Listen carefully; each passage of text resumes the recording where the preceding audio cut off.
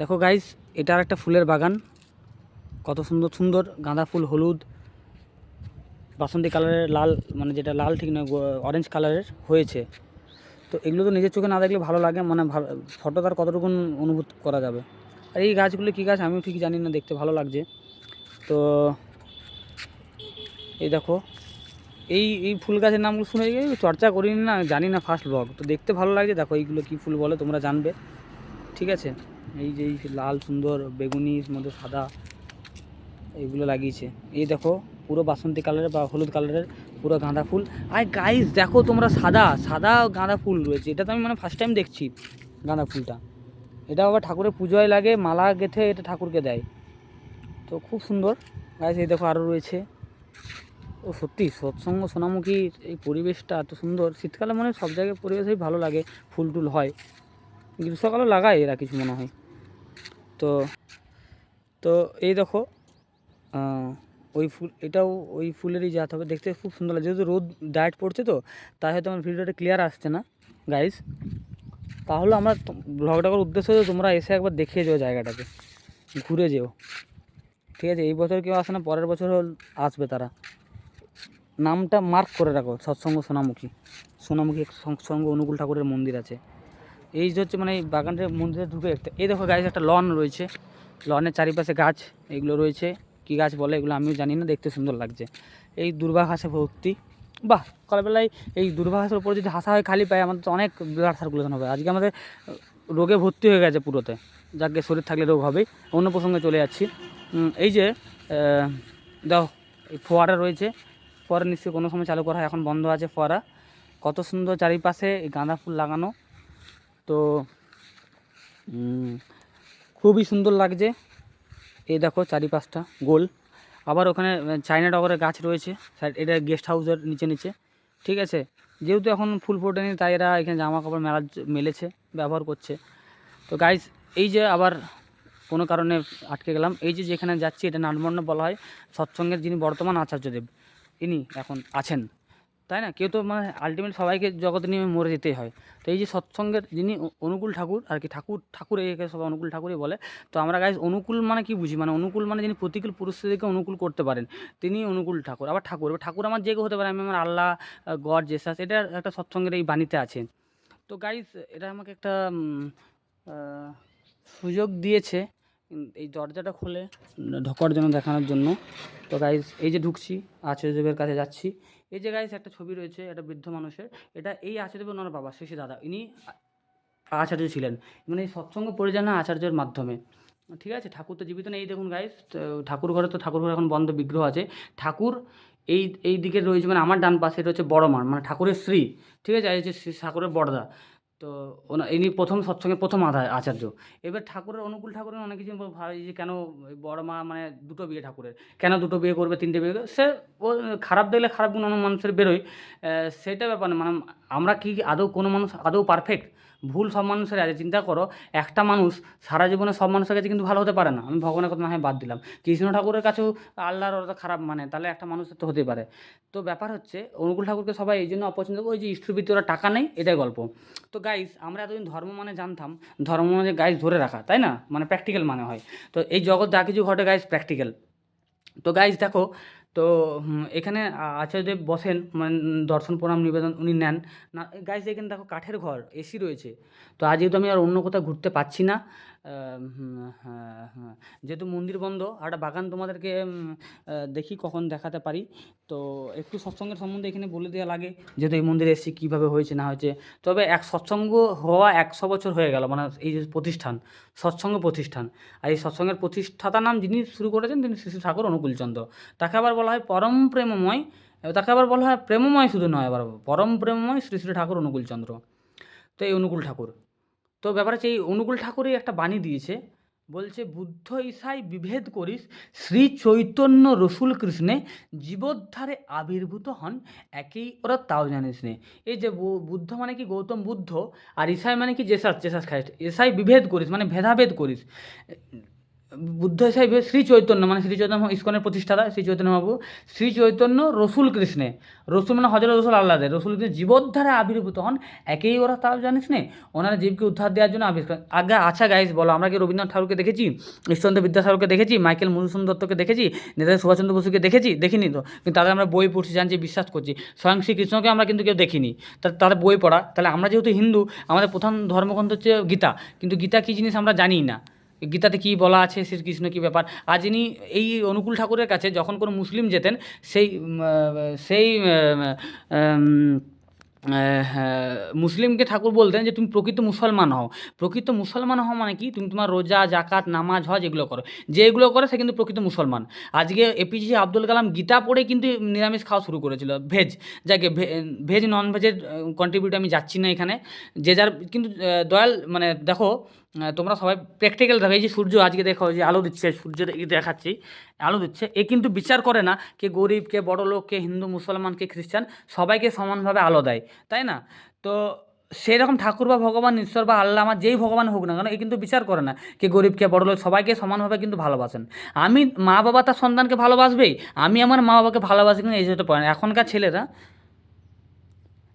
ছেলেরা তার মা বাবাকে ভাত দেয় না, তাদের বউ বাচ্চা নিয়ে ব্যস্ত। আবার কিন্তু আমার এই ঠাকুরের, অনুকূল ঠাকুরের বানিয়ে দিয়েছেন, জীবনে যারা বড় হয়েছে, নেতাজি বলো, গান্ধীজি বলো, নেহেরু বলো, মোদিজি বলো, মমতাদি বলো, তোমার নেতাজি সুভাষচন্দ্র বসু, ঈশ্বরচন্দ্র বিদ্যাসাগর, রবীন্দ্রনাথ ঠাকুর, এপিজে আব্দুল কালাম, জীবনে যারা বড় বড়, তাদের কিন্তু পেছনে ঘটে দেখো যে মাতৃভক্তি, মানে মাকে ভালোবাসে, তাই সে জীবনে বড় হয়েছে। কিন্তু যে তার মা বাবাকে সেবা দেয় না, সে কিন্তু দেশ বা রাজ্য চালাতে পারে না। তাই ঠাকুর বানিয়ে দিলেন, ইষ্ট নাই নেতা যেই, জমের দালাল কিন্তু সেই। যার জীবনে ইষ্ট বা আদর্শ নয়, তার সে কিন্তু জমের দালাল। তাহলে আদমি যেমন তাই দেখতে পাচ্ছি। আবার ঠাকুর বানিয়ে দিলেন, এক আদেশে চলে যারা, তাদের নিয়ে সমাজ গড়া। এক, দেখেন আমাদের এই কথায় আছে, আমরা সবাই জানি গুরু ব্রহ্মা, গুরু বিষ্ণু, গুরুদেব মহেশ্বর। গুরুর মধ্যেই ব্রহ্মা, বিষ্ণু, মহেশ্বর আছে, তাই না?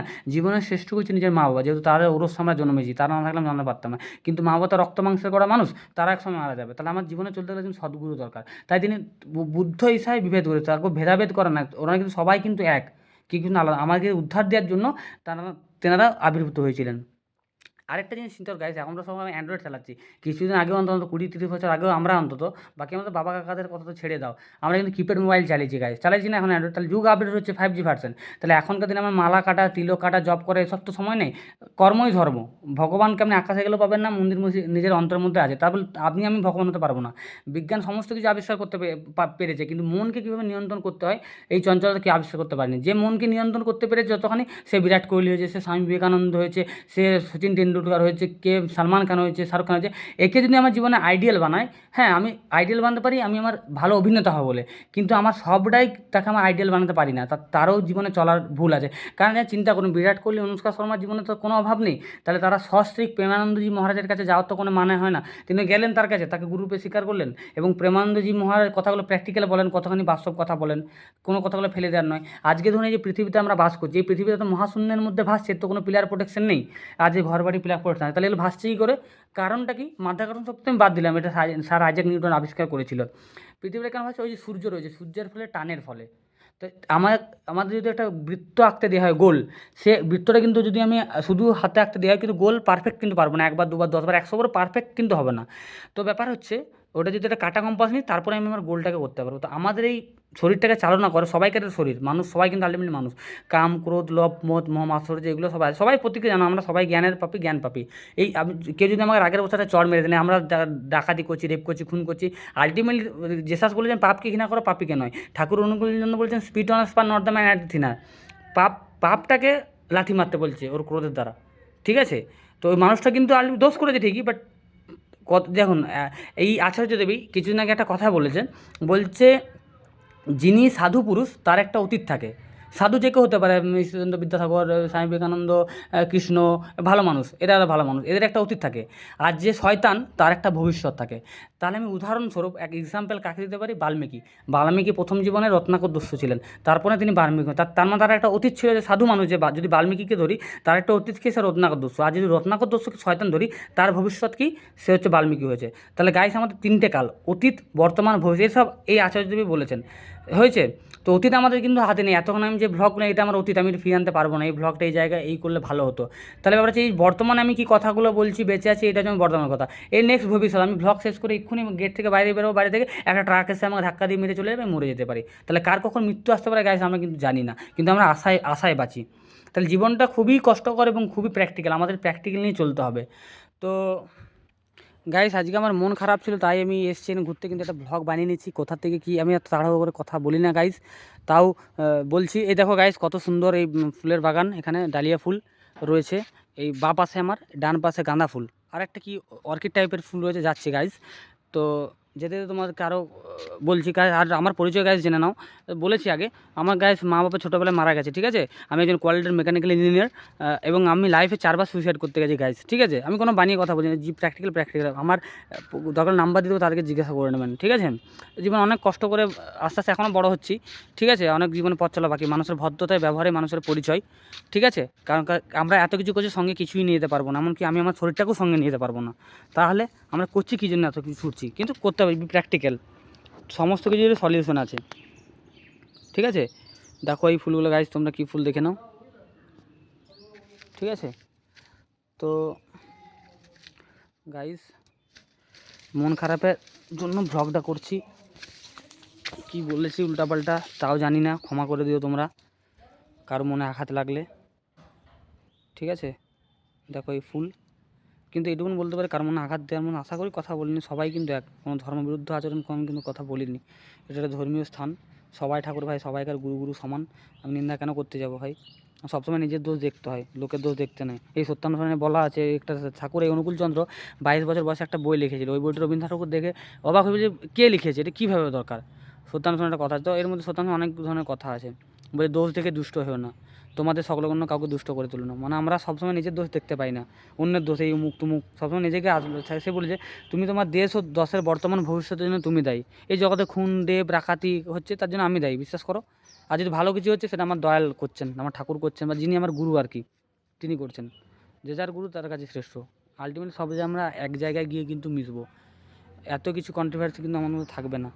আর চিরকাল অমরত্ব কেউ, তাহলে কোনো ভগবানের তো অমরত্ব নেই, কৃষ্ণ বলুন, রসুল বলুন, আল্লাহ বলুন, সবাই তো যে যার জায়গায়, কাজ কর্ম তাদেরটা। কিন্তু আজও আমাদের মাঝে নেতাজি, গান্ধীজি, রবীন্দ্রনাথ ঠাকুর, ঈশ্বরচন্দ্র বিদ্যাসাগর, এপিজে আব্দুল কালাম, কৃষ্ণ, বুদ্ধ, রসুল, এই মানুষগুলো খুব কম মানুষ আছে যারা ঘৃণা করে, কিন্তু এটা তো ভগবান অমরত্ব। এই যে দদাতু জীবনে বৃদ্ধি নিয়তং সুচিজিত যে লোগোটা, এই যে দেখো গাইস, এই যে গাইস লোগোটা দেখো, তার মানে এটা হচ্ছে অমরত্ব, সৎসঙ্গ সাদা লোগো। বন্দে পুরুষোত্তম, মানে পুরুষোত্তম মানে যিনি সবার পূরণ করেন। পুরুষোত্তম কী আছে, ওই মর্যাদা পুরুষোত্তম রাম, বাকি শ্রীকৃষ্ণ পুরুষোত্তম, আল্লাহ আমার পুরুষোত্তম, তারপরে তুমি যাকে বলবে, কিন্তু আলটিমেটলি যারা সদ্গুরু, ঠিক আছে, শ্রী রামকৃষ্ণ। আজ কিন্তু গাইস চিন্তা করো, নরেন্দ্রনাথ দত্ত বলতো যে মূর্খ ব্রাহ্মণটাকে আমি মানবো না, তাহলে সে মানে নরেন্দ্রনাথ দত্ত বলতো, তাহলে সে কি আর স্বামী বিবেকানন্দ হয়ে উঠতো, বা গোটা জগৎটাকে এইভাবে মাত্র 40 বছর বয়সের আগে, 39 বছর বয়সে পুরো ভারত নাড়ি দিয়ে গেল। ওই যে তার গুরু ভক্তি, তাহলে সে গুরু ব্রহ্মা, গুরু বিষ্ণু, গুরুদেবের মহেশ্বর। তার আগে নরেন্দ্র অনেক ঘটনা ছিল, অনেক ইয়ে, তো সেগুলো পড়বে না, আমরা তো বই পড়ি না, আলটিমেট আমরা সবাই এখন ফাঁকিবাজ। এই সত্যানুষ্ঠান বই আছে, বলছি বই পড়ে বই হয়ে যাও না। বই মানে কি, বই তো একটা জড় পদার্থ, ঠিক আছে। আমরা গাইজ এখন বাগানের দিকে যাচ্ছি, ঠিক আছে, দেখো তোমাদেরকে, মানে আমি বই বললাম, আমার জ্ঞান অনেক, কিন্তু বাস্তবে আমি সেটাকে অ্যাপ্লাই করলাম না, তাহলে আমার যা হবার তাই হবে। আর আলটিমেটলি আমার যারা যেসব করছে, তোমরা কী ভাবছো, সালমান খান, মুকেশ আম্বানি, এরা বিশাল টাকা আছে, মানে এরা বিশাল শান্তিতে আছে, জীবনে কোনো অশান্তি নেই। অশান্তি নেই এমন কোনো জীবন নেই বা মানুষ নেই। প্র্যাকটিক্যাল সব এই জগতে সবটা মরতে সবাই কী হবে। কেউ গাইজ 3,000 টাকা ইনকাম করছে, তার তো পেটে ভরে আনন্দে আছে, খাচ্ছে, ঘুমোচ্ছে, ধারণটা ভুল। তো গাইজ এটা আমার ফার্স্ট ব্লগ, যদি ভালো আমি রিপ্লাই পাই বা ভালো, তো আমার ইচ্ছা যে মোটিভেশনাল স্পিকার আমি হব, ইউটিউব চ্যানেল শুরু করব। ফার্স্ট আমি সন্দীপ মহেশ্বরীকে শুনেছিলাম, কিন্তু সেই Sandeep Maheshwar mental patient, psychiatric হয়ে গেছিলো। আজকে তোমার ধরো ওই ওয়ারেন বাফেট, এর জীবনগুলো পড়তে হয়, কী ব্যাপার চলছে, তাই না। আলটিমেটলি দেখো গাইজ, এই যে যখন স্বামী বিবেকানন্দ জগৎ পরিভ্রমণ, যখন শিকাগো ফিকাগো ঘুরে এলো, অনেক কষ্ট করতে হচ্ছে স্বামী বিবেকানন্দকে, তখন আমি কিন্তু জিজ্ঞাসা করলে, হ্যাঁ রে নরেন, তো জগতের নিয়ম, জগতে কী বুঝলি, তখন দুটো ইংলিশে বলেছিলেন ওয়ার্ড স্বামী বিবেকানন্দ, যে people respect the money not the man, মানুষ টাকাকে সম্মান করে, মানুষকে নয়। আর দ্বিতীয়টা হচ্ছে গরিব মানুষের কোনো বন্ধু নেই। এটা প্র্যাকটিক্যাল জগতে যার টাকা আমরা তাকে তেলে মেরে চলি, তার নেতা থেকে তোমরা দেখছো সবাই, তোমাকে বোঝানোর কিছু নাই। কিন্তু তোমাদের মনে হয় কিছু সৎ মানুষ, ভালো মানুষ আছে বলে তো আজকে আমার দেশ রাজ্য চলছে। এই গাছ দেখো, এটা আলু বাড়ি, মানে আলু বাড়ি তো বলে না, কী বলে, আলু বাগান, যাই হোক জানি না, যাই হোক আলু জমি, আলু উঠবে, উঠেই গেছে প্রায় হয়তো কত দিনের মধ্যে, 15-20 দিনের মধ্যে। এটা মন্দিরের মধ্যে কিন্তু এখন বাউন্ডারি দিয়ে রয়েছে, হয়তো শালবনের বাগান কিন্তু। গাছ তোমরা শুধু জাস্ট পরিবেশটা দেখো, মন্দিরে পুরো প্রাকৃতিক পরিবেশ, এরকম গ্রাম্য পরিবেশ পাওয়া, এইভাবে সবুজ দেখা সত্যি এখন চারদিকে আমাদের কী অবস্থা। তার মধ্যে দেখো এইদিকে গাইস, কোন দিকে যাবো, এইদিকে বাঁ দিকে অনেকটা পাঁচিল রয়েছে, এইদিকে ডান দিকে, চলো ডান দিকে ঘুরে আসি। ঠিক আছে গাইস, দেখো আলু বাড়ি দেখে নাও। আর গাইস আমার কথাগুলো শুনে নাও, বিরক্তি করছি তোমাদেরকে, কি আর বলবে। তাহলে এর মাঝে তো আমাদেরকে বাঁচতে হবে। তো এই ঠাকুর কি মানি দিলে, অনুকূল ঠাকুর বলছে মানুষ আপন টাকা পর, যত পারিস মানুষ ধর। এইবারে তিনি কথাটা বললেন, আমরা এখন বললাম আমরা সব টাকা টাকা সবাই করছি, ভাই আমারও টাকা দরকার, ওই জন্য আমি যে বলবো না যে আমি ভাই সাধু পুরুষ, টাকা ছাড়া কোনো গতি নাই। মরতে গেলেও টাকা চাই, শ্মশান ঘাটেও টাকা চাই, সারা জন্ম নিতে যাবো সেখানেও টাকা চাই, মানে টাকা ছাড়া তো কোনো গল্পই নাই। ঠিক আছে, টাকা সবখানে, টাকা টাকা টাকা টাকা না কোনো ব্যাপার নেই। তো এই অনুকূল ঠাকুর বানিয়ে দিলেন যে মানুষ আপন টাকা পর, যত পারিস মানুষ ধর, এই মানুষ ধরার কথা বলেছে। এবারে চিন্তা করো গাইস, তোমরা সবাই ব্লগ শুনছো বা তোমরা ট্রেনে ট্রাভেল করছো, যখন বাসে বা ট্রেনে টিকিটে তোমরা যখন পয়সা দিচ্ছ, পয়সার নোটটা তোমার তো অটোমেটিক বেরোচ্ছে না, তোমাকে মানি ব্যাগ থেকে বার করে কন্ডাক্টারে 10 টাকা 20 টাকা দিতে হয়েছে। তো এই যে 10, 20, 180 তো সংখ্যা, জিরো একটা সংখ্যা, জিরো আবিষ্কার করে দিলে আমাদের ভারতবর্ষে, আর্যভট্ট আবিষ্কার করে দিল। ভারতের রবীন্দ্রনাথ ঠাকুর জন্মগ্রহণ করেছিলেন, নেতাজি, কত ভালো ভালো মানুষ এই ভারত ভূমিতে জন্মগ্রহণ করেছে, ভারতের ভূমিতে এমন একটা আছে। তারপর সর্বোপরি পশ্চিমবঙ্গ। ঠিক আছে, এখন বর্তমান অবস্থা আমি আর কিছু বলছি না, আমি অতীতটাকে নিয়ে একটু বলতে চাই। ঠিক আছে, তো এটা হচ্ছে গাছ, পটল চাষ হয়েছিল, শুকিয়ে গেছে, এটা সিম আবার নতুন করে লাগানো হবে, গরম পড়েছে, এটা গাছ সিম গাছ। ঠিক আছে, তো গাইস কী টপিকে ছিলাম ভুলে যাই, আমি জানি না, তোমাদের এটা দেখালাম না আমার বলার জন্য। ঠিক আছে গাইস, তোমরা তোমাদের মতন করে দেখে নাও, আমি ভিডিও করছি, আমার বলার টাকা তাহলে কন্টিনিউ করতে দাও, কেমন? তো গাইস এই যে টাকার গল্প বলছিলাম, গাইস তোমরা প্র্যাকটিক্যালি কিন্তু বুঝে না জগতে, টাকাটা কিন্তু আলটিমেটলি বুঝে না। আগে তো বিনিময় কথা ছিল অনেক, টাকাটা আলটিমেটলি তো একটা কাগজকে পুড়িয়ে হোক, এইভাবে হোক, রং জল দিয়ে হোক তৈরি করা হয়েছে, তাই না? তো আলটিমেটলি এটা একটা কাগজ। আজকে ওখানে গান্ধীজির ছবি দেওয়া আছে, আজকে যদি মোদী সরকার বলে, আগে তো নোট বাতিল করেছিল, তোমরা সবাই জানো যে এই ব্যাপার, আবার যদি নোট বাতিল করে যে আমি গান্ধীর ছবি রাখবো না, নেতাজির ছবি রাখবো, তাহলে রাখতেই পারে, তাই না? এই দেখো রামের ভক্তরা বসে আছে এখানে। ঠিক আছে, হ্যাঁ, হতেই পারে। তাহলে টাকা কিন্তু আলটিমেটলি একটা 10 একটা সংখ্যা, ভেবে না আমরা কিন্তু পৃথিবীতে বাস করছি। আগে এইসব জানার জন্য ধ্যানে বসতে হবে, 1 মিনিট হলো, 5 মিনিট হলো, যে আমি জীবনে চাইটা কি, আমার দরকারটা কি, আমার জীবনের উদ্দেশ্যটা আমি কি অ্যাকচুয়ালি। এই যে ধরেন আমার নাম রাহুল ব্যানার্জি বা কারণ আকাশ চ্যাটার্জি, মুখ টুমুক আছে, এই নামগুলো তো আমাদের বাবা মা দিয়ে, এই যে আকাশ মানে চারদিকে অসীম, আকাশের কোনো শেষ নাই। তো আমরা কিন্তু মানুষ সবাই কিন্তু মতে, আমি অ্যাকচুয়ালি কে, যারা গুরু বন্দনাতে আছে গাইস, তোমরা সবাই জানি, অনেক শিক্ষিত ব্যক্তি আছে, শুনে নাও।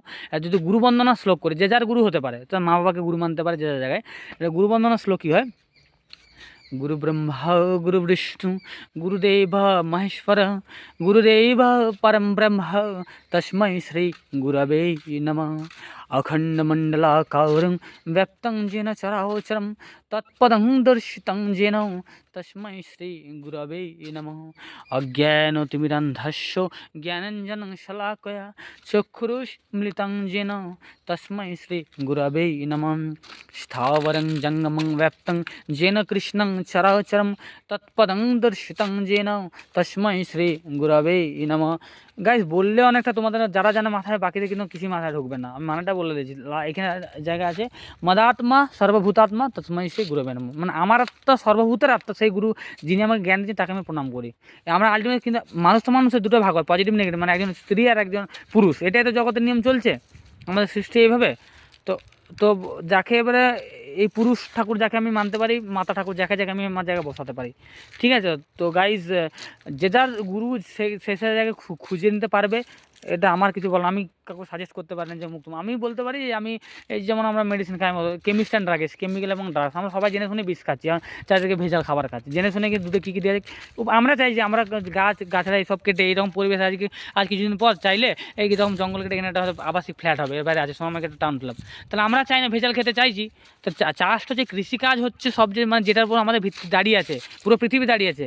কারণ এই পেটটার জন্যে আমরা তো সব, পেটটা তো ভরাতে হবে। কেউ দেখবেন যে একটা মানুষ 3 দিন 7 দিন সে জল খেয়ে থাকতে পারবে, বা 1 মাস, 1 বছর পর তো মারা যাবে। আর যিনি বেঁচে ছিলেন, একজনকে দেখাচ্ছেন না নেটে, তিনি তিনি সেই জায়গায় আবিষ্কার করেছিলেন, কিছু ব্যাপার আছে, তার কিন্তু কারণ সেটা আবার অলৌকিক কিছু নয়, ওই নাম ধ্যানের মাধ্যমে, মানে মেডিটেশনের মাধ্যমে ঠিক প্রকৃতি থেকে সব কিছু নিলে করা যায়। ওগুলো করলে ওগুলো চাইলে আমি আপনি সবাই করতে পারেন। আমরা সবাই পরম পিতার সন্তান, মানে যিনি ইউনিভার্সাল গড, আমরা কিন্তু তারই সন্তান আলটিমেটলি। সবাই কিন্তু আমরা সবাই একে অপরের সন্তান। এই জগতের স্বামী একজনই, তিনি এক এবং অদ্বিতীয়, তাকে আমি কৃষ্ণ বলতে পারি, আমি আল্লাহ বলতে পারি। এই সত্যানুসারে ঠাকুর বাণী দিলেন, বলছেন হিন্দু ধর্ম, মুসলমান ধর্ম, খ্রিস্টান ধর্ম, ওগুলি সব আমার মতে মত, ঠিক আছে, পথ একটাই, মানে পথ একটাই পথ, মানে আমি হ্যাঁ এবার আপনি বলবেন এই যে কলকাতা যাবো আমি এই সোনামুখী দিয়ে, এই বর্ধমান দিয়ে, বাস দিয়ে, অনেক দিয়ে পথ রেখে রয়েছে সেদিক, কিন্তু ঠাকুর অনুকূল যন্ত্র এই কলিযুগে এসে মানে তিনি তিনি বলেন নাকি এদের এদের ভক্তরা এই যে বুদ্ধ হিসাবে বিভেদ করিস, ঠিক আছে, ঠাকুর কিন্তু কোনোদিন বলে নাই যে আমি ঠাকুর, আমি অনুকূল, তুমি পুরুষোত্তম, তিনি কিন্তু কোনোদিন বলে নাই। আবার যদি বলেও ছিল কোনো কারণ সমাধি হয়েছিল তো, ঠাকুর এতটাই প্র্যাকটিক্যাল ছিলেন, বলছে ওসব আমি অচেতন অবস্থায় বলেছি, আমার ওসব মনে মনে নাই, ওসব আমি মানি না। যেসব তিনি আবার আলোচনা প্রসঙ্গে এত এত বই, এত এত বাণী লিখে গেছে গাইজ, তোমরা ধারণা করতে পারবে না। এই এবার এটা বাণী দিয়েছে যে করো হও পাও, মানে করো তুমি, করলে হবে, হলে তুমি পাবে। আবার ঠাকুর বলছেন প্রার্থনা মানে প্রেয়ার করা মানে কি, প্রার্থনা করা মানে কায়মনে বাক্যে, মানে কারোর জন্য, মানে এইটা তো প্র্যাকটিক্যাল আছে, তুমি সারা জীবন পরীক্ষায় পড়বে না আর একটা পরীক্ষার খাতায় গিয়ে, চাকরির খাতায় গিয়ে লিখে দেবে, আন্দাজে লিখে দিয়ে পাস করে যাবে, এটা কোনো কথা হয়? এত তো খেটে, হ্যাঁ সতের দাম পাচ্ছে না অনেকে এখনকার সমাজে হয়ে গেছে, কিন্তু সৎকর্মী এখানে সত্যানুসরণের বই, এই গাইজ তোমরা নেটে একটা সার্চ করে বইটা সত্যানুসরণ, যে বইটা একটু পড়ো গাইজ, পড়লে সত্যি বলে যে একটা বই আমরা পেয়েছি। সত্যানুসরণ মানে কি, সত্যের অনুসরণ। আর সত্য মানে কি, এই জগতে সব কিছু সত্য, মিথ্যা বলে কিছু নাই। কি যদি বলি চিরন্তন সূর্য কিন্তু উঠছে উঠছে, এটা চির প্রতিষ্ঠিত, এই কিন্তু কেউ সূর্য পৃথিবী ঘুরছে, এটা চিরন্তন সত্য। এবারে বলি মা বাবা সহবাস করে বলে আমাদের সন্তানের জন্ম হয়, ঠিক আছে, কুকুর ছাগল সহবাস করে, এবারে এখনকার ইয়াং জেনারেশন মাস্টারবেশন করছে, একটা বীর্য ক্ষয় হচ্ছে, তার একটা পর্ন দেখছে, কে নুকিয়ে করছে, নুকিয়ে প্রেম করছে, কে বিড়ি খাচ্ছে, সবাই সবটাই জানি, কিন্তু ভদ্রতার খাতিরে আমরা কোনো কোনো জায়গায় জিনিস বলতে পারি না, সেই জন্য যদি বলতে, তাহলে মিথ্যা এই জগতে আদৌ কিছু আছে গাইজ? সবই তো সত্য। গাছকে লাগালে এটা চারা গাছকে সে বড় হবে, জল দিতে হবে, গাছ আমাদেরকে অক্সিজেন দিচ্ছে। আর খুন করছে, একটা মানুষ তো রেপ করছে, তার এবার খুন রেপ এগুলো ডাকাতি হচ্ছে, এগুলো কীভাবে হচ্ছে, তার রিপু দিয়ে করাচ্ছে। আজকে ধরো গাইজ এই যে আমার ভিডিও তোমার ভালো না লাগতে পারে, তোমরা আমার গালিগালাজ দেবে, আলটিমেটলি তো গালিগালাজ দিচ্ছ মানে তুমি তো খারাপ করছো, এটা তো মানতে হবে। কিন্তু আলটিমেট তোমার দোষ নাই, তোমার ক্রোধ এসছে, আমার ভিডিও শুনে ভালো লাগেনি, তাই তোমরা আমার গালিগালাজ করছো, কিন্তু আলটিমেট তোমার দোষ না, আমি তোমাদেরকে ক্ষমা করে দিলাম, এটা তোমার দোষ নাই। মানুষ কোনো মানুষই খারাপ না, সব মানুষই ভালো ভাই, আমরা সবাই মানুষ, সবচেয়ে বড় ধর্ম মানব ধর্ম। তাই ওই সৎসঙ্গ গেটে ঢোকার আগে যে বাণীটা দিয়েছিলাম, সৎসঙ্গ কী চাই না চাই, ওটা তোমরা একটু গাইজ পড়ে না, আমার ভাই পড়ালেখা জানি না, মুখ্য সূক্ষ্ম মানুষ, অত আমার ধৈর্য না, কিন্তু যখন পড়ি যখন জানি বললাম এইভাবে আমার ফ্লোয়িং বেরোতে যায়, ঠিক আছে, এইগুলো আমি বলছি না, আমার বলার ক্ষমতা নেই, তিনি আমাকে দিয়ে বলাচ্ছেন। এবার তিনি আমার গুরু যে কেউ হতে পারেন, ওই তিনি আকাশের ওইদিকে আছেন বা কোনখানে আছেন জানো না, কিন্তু এটুকু ঈশ্বর আমার এক একটা সিচুয়েশনে তিনি দয়া করেন। আরে ভাই 4বার লাইফে সুসাইড করতে গেছিলাম, মা নেই বাবা নেই, তারপরে বেঁচে ফিরে এসেছি, 4টি কেনার কথা, মৃত্যুকে কাছ থেকে টাকসে একটা গাছ না, টাকসে ছুকে ওয়াপাস আ সকতা হু, এইভাবে মৃত্যুকে আমি ছুঁয়ে এসেছি। কী এইগুলো আমি বলছি না, এগুলো বিশ্বাস হবে না, আমরা সবাই শর্টকাট চাই, মানে এটা কিন্তু বুঝে নাও, আমার এমন ভগবান দরকার নেই যে পাপ পুণ্যের হিসাব নিয়ে বসে আছে, যে মানে এইভাবে, তাহলে ভগবান মানে কি হবে, আমার বন্ধুর মতন, আমার সকার মতন, আমার মায়ের মতন, আমার মতন। তো আমার যে পুরুষ ঠাকুর তোমরা যাকে যাকে মানো, যে পুরুষ ঠাকুর তোমার কিন্তু ওই বাবাই, আর তোমার যে মাতা জন্ম দিয়েছেন সেই মায়ের পেট থেকে আমার ছেলের জন্ম, মেয়ের জন্ম, যা সেই মা হচ্ছে ঠাকুর। এবার তো ওরা তো রক্ষণাবেক্ষণ করে, মানে ওরা তো মারা যাবে, তাই জীবনে সদ্গুরু দরকার। এবার সদ্গুরু কারা, ভগবান তো ভগবান যায়, গুরু ব্রহ্মা গুরু বিষ্ণু গুরু মহেশ্বর, এটা তো রয়েছে, ব্রহ্মা বিষ্ণু মহেশ্বর বাদ, আমি দেখেছি ব্রহ্মা বিষ্ণু মহেশ্বর কোথায় থাকে, হ্যাঁ না তুমি, আমি আল্লাহকেও দেখিনি কোথায়। এই যে ঠাকুর ওগুলি বললেন, ওগুলি সব আমার মতে হিন্দু ধর্ম, খ্রিস্টান ধর্ম, মুসলমান ধর্ম, ওগুলি সব আমার মতে মত, মানে এগুলো আর পথ একটাই, মানে তাহলে কোনো মতের কোনো পক্ষে রকম ফের হতে পারে, মিল না হতেই পারে, মতের সঙ্গে মানুষের মতের মিল হয় না। আজকে আমি একটা কথা বলবো, এই নিয়ে পলিটিক্সের কথা চলছে, মানুষের মতভেদ থাকেই, সেরকম একটা থাকবেই। তো ব্যাপার হচ্ছে গাইজ, এইসব জানতে গেলে করতে গেলে একটু বই টই পড়তে হবে, ঠিক আছে। আর যে কোনো গুরুর হোক দীক্ষা নিতে হবে, দীক্ষা মানে কি, দক্ষতা অর্জন করা। আর গুরুকরণ করা মানে কি, গু মানে অন্ধকার, রু মানে যিনি আমার অন্ধকার থেকে জীবনটা আলোতে চালিত করলেন, ঠিক আছে। আর গাইজ এখন আমরা টাকা কামাতে নিয়ে ব্যস্ত, টাকা কামানো হয় যে রামভক্ত হনুমান, টাকা আমাদের সরকার, সত্যি টাকা মাটি, মাটি টাকা, এই যে বলছি মাটি থেকে তো সমস্ত জিনিস সৃষ্টি, সোনা বলো, রূপা বলো, আর গাছ বলো, গাছড়া বলো, সব তো মাটি থেকেই সৃষ্টি। হ্যাঁ আমরা হ্যাঁ বলবো, আমরা হ্যাঁ আরেকটা জিনিস, god created human for his own image, ঈশ্বর মানুষ সৃষ্টি করেছে তারই প্রতিবিম্ব স্বরূপ। একদিন ঠাকুর পরীক্ষা করে দেখছেন, ওই সত্যানুসরণটা রেখার সময় তিনি পরীক্ষা বলছে, এই যে এখন শীতকাল চলছে গাইস, তাই তো, তো শীতকালে শিশির পড়ে সকালবেলায় ওই ওষের ঠাকুর একদিন পরীক্ষা করে দেখলেন, ওই ওষের মধ্যে যে পুরো সূর্যটা সকালে উঠছে, পুরো প্রতিবিম্বটা ওই শিশির বিন্দু কণাটার মধ্যে প্রতিফলিত হচ্ছে, তোমরা এটা পরীক্ষা করে দেখে নেবে। তখন ঠাকুর চিন্তা করলেন যে এত বড় সূর্যটাকে যদি একটা সামান্য শিশির বিন্দু কণাটা মানে ধারণ করতে পারে, তুই তো একটা এত বড় মানুষ, তুই তো তোর মধ্যে ঠাকুর কেন ধারণ করতে পারবি না, মানে আমরা আমরা প্রত্যেকের দিন একটা ঈশ্বরের সন্তান বা আল্লাহর সন্তান বা জেসাসের সন্তান, যে জায়গায় যাকে মানে, ঠিক আছে। আমরা কিন্তু তিনি কিন্তু এক পরম পিতা, যেরকম ইউনিভার্সাল গড, মানে ইউনিভার্সাল ফাদার। আমাদের ফাদার কিন্তু পরম পিতা এক। তিনি ওই যার উপরে আছে তিনি এক, কিন্তু এক, কে এক মানে এক একটা সংখ্যা, আমি বুঝি না, তাতে আমাকে নাম দেওয়ার দরকার নেই। ঠিক আছে, এক এবং ওই এক সংখ্যাটাই, একের আগে যদি অনেকগুলো শূন্য বসে আর কোনো ভ্যালুয়েশন নাই, সে 1 টাকায় হবে। কিন্তু একের পর যদি শূন্যগুলো বসে তাহলে 1000 কোটি আমরা অনেক টাকার মালিক হবো। তো এই সংখ্যাটা দিয়ে আছে টাকাতে, বিভিন্ন জায়গায় টাকার একটা কাগজ। তাহলে এই যে মানুষের মধ্যে টাকা কিন্তু একটা জড় পদার্থ গাইস। টাকা কিন্তু আলটিমেটলি তো জড় পদার্থ, তার নিজে উড়ার ক্ষমতা নেই, মানুষের হাত দিতে চলছে। তাহলে মানুষই কাজ করছে মানুষের মধ্যে বিভিন্ন, তাহলে মানুষের মধ্যে প্রাণ আছে মানুষ, তাহলে আমাকে মানুষকে ভালোবাসতে শিখতে হবে, বুঝছো? তার জন্য ঠাকুর বাণীটা দিয়েছি। কিন্তু আমরা পারি না, আমার ওর ভুল দেখতে ব্যস্ত, ওর মুখ তুমুক হ্যানা তা, আমরা সারা জীবন লোকেরই দোষ দেখি। এই যে বলছে যে ভারতের জন্য, যে ভারত আগে জগতের শ্রেষ্ঠ ছিল গাইজ, সার্চ করে নেবে তোমরা সবাই, শুনো, ভারত আগে জগতের শ্রেষ্ঠ ছিল, ভারত পুরো পৃথিবীকে পরিচালনা করতো। এবং তথাপি বেঙ্গল যা ভাবে, বেঙ্গলের কথা আমি বলবো না, অনেক অন্য রাজ্যের আছে তো গায়ে লেগে যেতে পারে, যেন পশ্চিমবঙ্গকে তুলে ধরছো, হই শালা হনুমানগুলো খেয়ে নিচ্ছে সব, ইয়ে খাস না, চল চল চল, হট শালা নষ্ট করছিস তোরা। এটাও ঠাকুরের সম্পদ একটা। যা শালা দেখছি গাইস, এরা আলু তুলে খাচ্ছে, এবারে উপায় নেই গাইস, এদের জন্য জমিটা করা হয়েছে হনুমানের জন্য, ঠিক আছে গাইস? ওরাও তো বাইরে খেতে পায় না, চারিদিকে কোনো খাবার নেই, কি করবে ওরা? ঠাকুরের সন্তান, তাই গাইস খেতে এসছে। এরও গাইস এই রকম সাইজে, এর থেকে বড় আলু হয়েছে, খেতে খেতে চলে গেল। ওকে আমি দিয়ে আসছি আলুটা, ঠিক আছে? আমাদের মানুষের জন্য খাওয়া হয়, মানে ভগবান পাঠানো, এই হনুমানদের জন্য চাষ করা হয়, ঠিক আছে গাইস? কারণ তারা এটা ওই সৎসঙ্গে, এটাই অনুকূল ঠাকুরের উদ্দেশ্যটা, তিনি কোনো প্রাণীকে ফেলে দেন না, সবার মধ্যে ঠাকুর আছে, বা সব প্রাণীকে তিনি, ওই জন্য তাকে বলা হয় পরম প্রেমময়। তিনি শুধু প্রেমময় নয়, এই প্রেম দিয়ে তুমি জগৎকে জয় করতে পারবে, বুঝছো? তো প্রেম একটা এমন জিনিস, তাই রাধা কৃষ্ণের প্রেম জগতের শ্রেষ্ঠ। এই তোদেরকে আলু ছুটে দিচ্ছে, নে জয় গুরু, এই না আলুটাই ধর, খেয়ে নিবি, নষ্ট করিস না, এই যে খেয়ে নিবি এটা।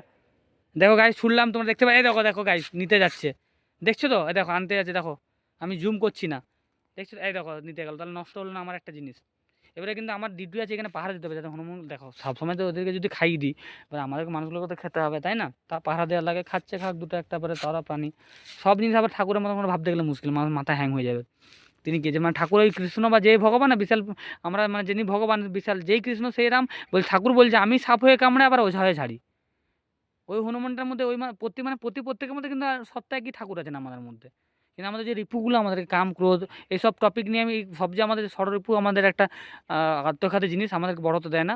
আমার এত কথা বলার উদ্দেশ্য, আমাদের যেটা নিয়ে আমরা পিছিয়ে আছি, কাম ক্রোধ লোভ মোহ মাত, আবার কাম ছাড়া আমি সন্তানের জন্ম দিতে পারবো না, কামটা দরকার আছে, তাই না? আমি সন্তানের জন্ম, আমাদের জন্মটা হয়েছে কাম থেকে, কাম না থাকলে কি জন্ম হতো? সেটা কিন্তু খারাপ জিনিস নয় কামটা, তাই না? কাম ক্রোধ লোভ মোহ মাৎসর্য, এগুলো দরকার, এগুলো রিপুর মধ্যে, কিন্তু এগুলো সঠিকভাবে চালিত করতে হয়। সে যাকগে, এই টপিকটা নিয়ে আমি পরে আলোচনা করতে চাই। কোনটার থেকে কী ছিলাম মাথা, তো এইটাই হয় আর কি। যদি ইষ্ট প্রসঙ্গ করছি, এটা কেটে গায়ে ভাবটা। যাকে ইষ্ট প্রসঙ্গ করবো বলে তো আমি শুরু করিনি, তোমাদেরকে গাইজ এটা দেখাবো, ইউক্যালিপটাসের বন, এটা মন্দিরের জায়গা, এটা পুরোটাই কিন্তু বাউন্ডারি কেনা হবে, দেখাচ্ছি। যাকে তো হনুমানগুলো আসার আগে তোমাদেরকে আরেকবার ওইদিকে জমিটা ঘুরিয়ে দেখিয়ে দিই, ঠিক আছে? এদিকে কিন্তু শালবন পুরো, হাতি আছে কিন্তু গাইজ, কিন্তু হাতি দেখো কলা গাছ আছে ওইদিকে দেখাচ্ছি, হাতি কিন্তু এই মন্দির ভেঙে পাঁচিল ভেঙে কিন্তু কলা গাছ খায় না। আর তার ঠাকুর তারা বোঝে মন্দিরে কী জিনিস, এই হচ্ছে সৎসঙ্গ সবচেয়ে শান্তির জায়গা। কিন্তু কিছু কিছু শিষ্যের ভুলের ফলে, ধরেন আমি যদি সৎসঙ্গের শিষ্য হই, এই আমার মতন চলা বলে, এই আমার মতন পাগলা যত বেশি জ্ঞান দিলে, তো মানুষ কে শুনতে যাবে সৎসঙ্গের কথা? কেউ শুনবে না। তো কিছু কিছু হাতের 5টা আঙুল তো গায়ে সমান হয় না, তো এই কিছু কিছু মানুষ চলার ফলে ঠাকুরের বদনাম। কিন্তু ঠাকুরেই, এবং সব ঠাকুরেই, শ্রী চৈতন্য মহাপ্রভু, জেসাসকে প্রদীপের তলা গায়ে সবসময় অন্ধকারে থাকে। এই ঠাকুর অনুকূলচন্দ্রই বানিয়ে দিয়েছেন, প্রেরিত পুরুষ যখন আসেন স্বদেশে কুৎসা মন্দির হন, রামকৃষ্ণ যখন ছিলেন, তার মারা যাওয়ার পর তিনি রামকৃষ্ণ হয়েছেন, তখন রামকৃষ্ণকে কেউ মেনে নেয়নি, তাকেও অনেক প্রতিষ্ঠা করতে যেতে, কিন্তু ভগবান, তাহলে তিনি ক্যান্সারে মারা গেলেন কেন? প্রশ্ন করলে অনেক কিছুই প্রশ্ন করতে হয়। যে নাস্তিক ঠাকুরের সত্যান্ত বাণীতে আছে যে বিশ্বাস নেই এমনতর মানুষ নেই, ঠিক আছে? মানে কিসের বিশ্বাস? ঈশ্বরের বিশ্বাস। সব মানুষের কিন্তু বিশ্বাস আছে, কম বেশি আর কি, কারো বিশ্বাস অনেক কিছু, আর ভক্তি বিশ্বাস। এবার তোমরা গাইজ গীতা পড়ো, আমি সাজেস্ট করার কিছু না, গীতা পড়ার কিছু নাই, ওই গীতার মোটিভেটাই হচ্ছে মানে মূল কয়েকটা সারসংখ্যা বুঝে নিলে হয়, এত মানে সংস্কৃত মাথায় ঢুকবে না।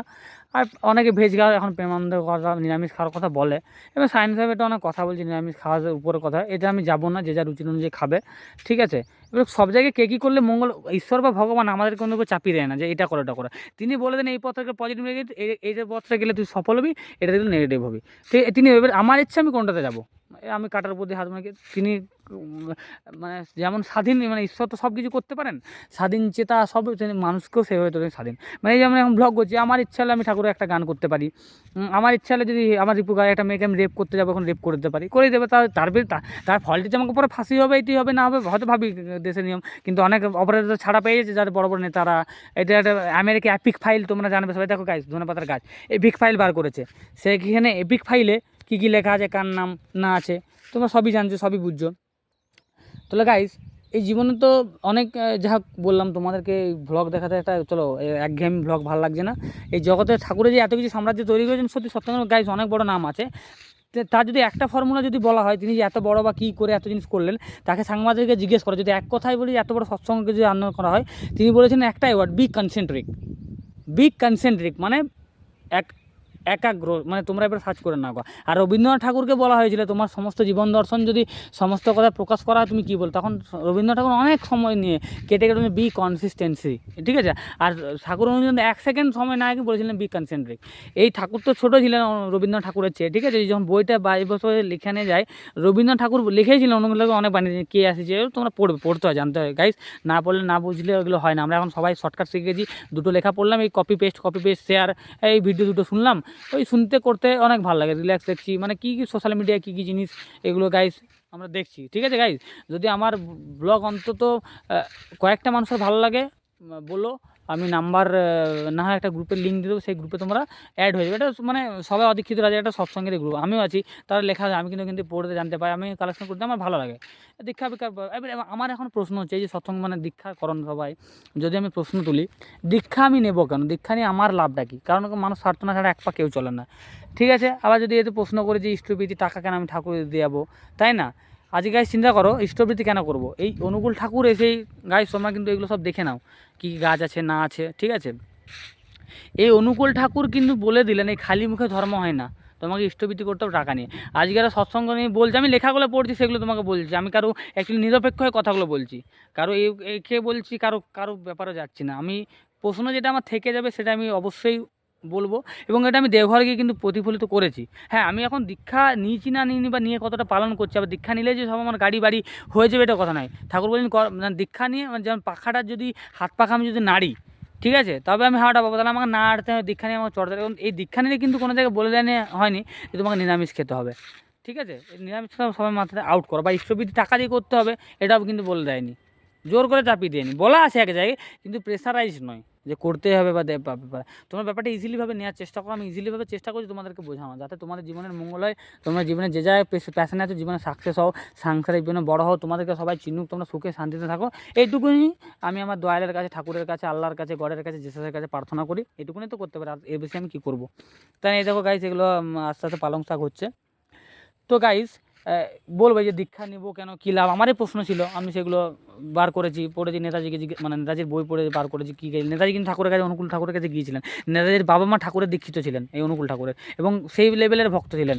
দেবেন্দ্র দাস ঠাকুরের ভক্ত ছিলেন। এখন যদি বর্তমানের কথা বলি, দ্রৌপদী মুর্মু, এখন বর্তমানের কথা বলবো না, অনেক বলে যে এখন ওরা নেতারা তো টাকার জন্য ওদের, কিন্তু সেই ঠাকুরের মানে যে ইষ্ট নাই নেতা যেই, জমের দালাল কিন্তু সেই, মানে যার জীবনে ইষ্ট বা আদর্শ নাই সে কিন্তু একটা আলটিমেটলি জমের দালাল।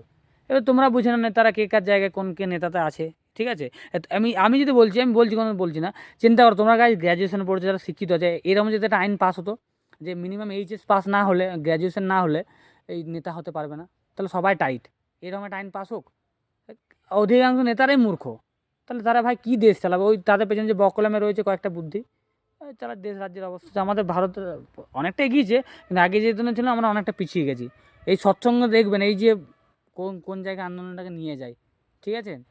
এই সৎসঙ্গ মানে সৎসঙ্গ করে, আমরা আছে না সঙ্গ দোষে লোহা ভাসে, আমরা যদি কুসঙ্গ করে আমার লোহাটা ভেসে যাবে, মাতাল সঙ্গগুলো মাতাল হবো, ওই ডাকাত সঙ্গগুলো ডাকাত হবো, ওই যাদের রেপ করে বেড়ায় তাদের সঙ্গে ঘুরে বেড়ালে আমি একটা মেয়েকে রেপ করবো। কিন্তু আমি ভালো সাধু সঙ্গ করি, সাধু মানে ভালো মানুষ, ঠিক আছে, তাহলে আমি সেই লেভেলের পাবো। তাই দেখো এগুলো রাঙা আলু, আমি একটু জল খেয়ে নিই, তুমি এগুলো একটু দেখতে থাকো।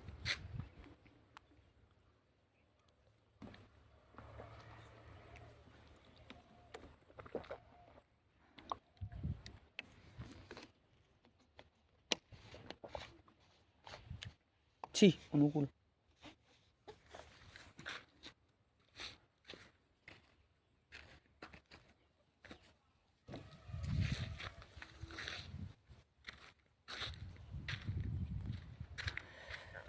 তো গাইস প্রশ্নটা বলার আগে একটা গান হয়ে যাক।